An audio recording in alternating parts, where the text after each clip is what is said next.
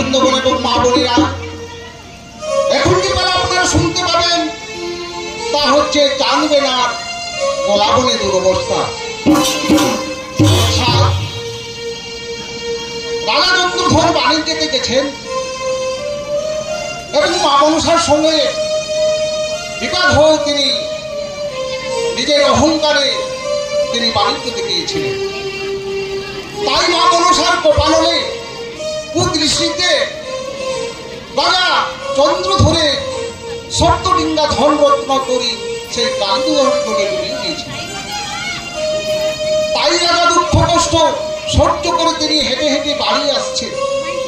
এমনকি রাজা চন্দ্রধর দাঁড়ে দাঁড়ে ভিক্ষা মেঘে খেয়েছে। শেষে রাখালির হাতে মারও খেয়েছে। মার খেয়ে রাজা চন্দ্রধর হেঁটে নিজের রাজ্যে চম্পকনগরে যাচ্ছে। তাই মা মনসা ছদ্মবেশী পণ্ডিতের বেশ ধারণ করে সেই রাস্তায় তিনি যাচ্ছেন। আর ওদিক থেকে আসছেন রাজা চন্দ্রধর। ঠিক কাছাকাছি হওয়ার পর রাজা চন্দ্রধর মাথা উঁচু করে দেখে বলছে, মা বিষহরি ছদ্মবেশ করে ব্রাহ্মণের রূপ নিয়ে তার কাছে উপস্থিত হয়েছে। তাই কপালের তিলক দেখে রাজা চন্দ্রধর বলে, ও হে ঠাকুর মশাই, চম্পকনগর আর কত দূর? বলে, কেন বাবা, আপনি কোথা থেকে আসছেন? বলে, এই কথা বলো না বাবা, আমি চম্পকনগরের রাজা চন্দ্রধর। পদ্মাবতীর কপালে তার কুদৃষ্টিতে আমার সপ্ততুঙ্গা ধনরত্ন সহ কালীদহের জলে ডুবে দিয়েছি। তাই আমি বহু কষ্টে বাড়ি ফিরে যাচ্ছি। ছদ্মবেশী ব্রাহ্মণ বলছি শুনো, চম্পকনগর আর বেশি দূর নেই। কিন্তু বাবা, তোমার দেখছি তুমি যদি সূর্য অস্ত না যাওয়ার আগে তুমি নিজের সীমান্তে প্রবেশ করো, তাহলে তোমার অমঙ্গল আছে। এই বলে ছদ্মবেশী ব্রাহ্মণ অন্তর্ধান হয়ে গেল।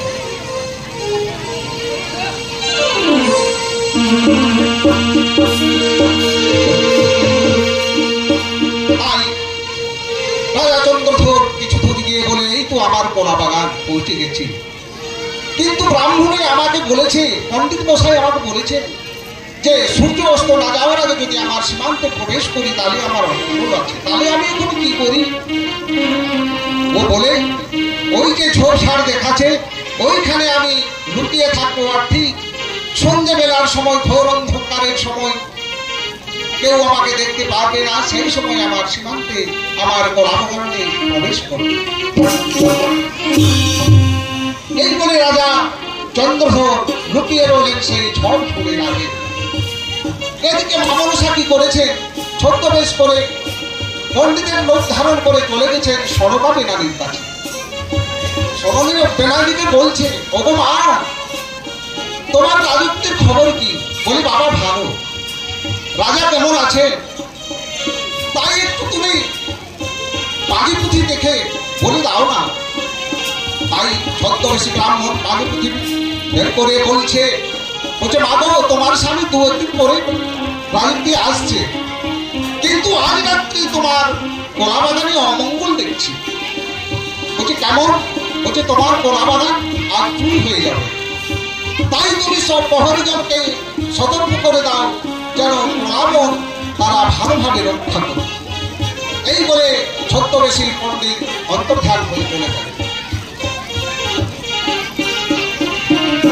তাই সরলা বেনালি নেড়াকে ও প্রহরীগণকে দেখে বলছে, ওরে বাবা, পণ্ডিত মশাই আজ বলে গেছেন আজ কলাবাগান আমার চুরি হতে পারে। তাই তুমি প্রহরীগণকে নিয়ে কলাবাগান সতর্কভাবে প্রহরী করো। এই কথা শুনে নেড়া বলে, তাই হবে মা। এই বলে প্রহরীগণকে নিয়ে নেড়া চলে গেলেন কলাবাগান। ঠিক সন্ধ্যা দেওয়ার সময় ঘোর অন্ধকার, সামনের মানুষ দেখা যাচ্ছে না। চন্দ্রধর উঠে বলে, বাইরে কোন আমার সীমান্তে প্রবেশ করার সুযোগ আছে। সামনের মানুষ চোখে দেখা যাচ্ছে না, পণ্ডিত তো আমাকে তাই বলেছে। এই বলে রাজা চন্দ্রধর শরীরে ধুলো ঝেড়ে ধীরে নিজের পোড়াবাড়িতে প্রবেশ করছে। সেই সময় প্রহরীগণ চোর চোর বলে রাজা চন্দ্রধরকে ধরে ফেললেন। এরা এসে বলছে কে? বলে নারী, আমি চোর নই বাবা, আমি যে চন্দ্রধর। বলে না, তুমি ভাওতাবাজি করে আমাদের পরাজয় করে নিয়ে যাও। মার সারা দিয়ে এই বলে এরা রাজা চন্দ্রধরকে দু গালে দু চোর মেরে ফেলল। আই রাজা চন্দ্রধর চিহ্ন হরিদ্রায় তিনি মাটিতে পড়ে গেলেন। তারপরে তিনি জড়ো করে বলছে, ওরে মেয়েরা, আয় তুই আজ আমাকে মারে ফেললি। বলে চল বেটা ভান্ড। এই বলে রাজা চন্দ্রধর দুহস্ত জড়হস্ত করে নেড়াকে বলছে,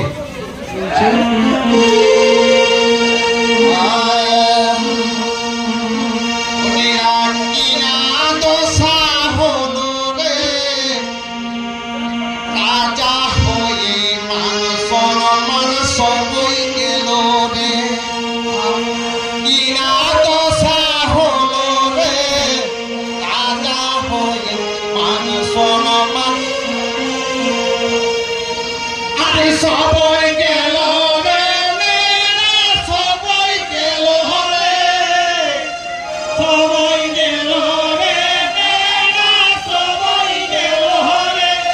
আমার কি দশা হলো রে, রাজা হয়ে মান সবাই গেল।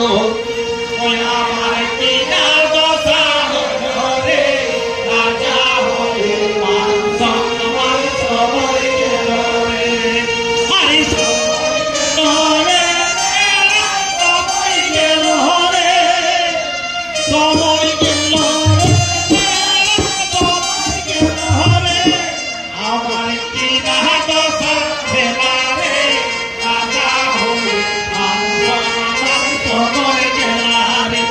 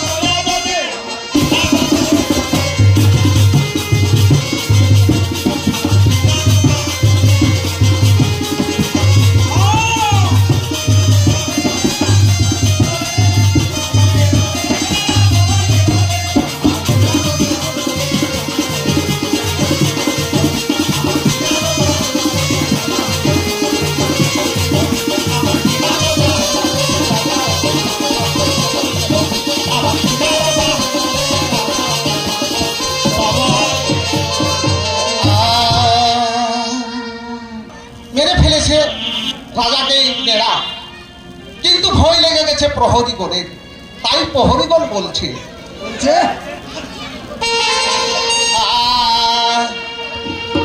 তোলা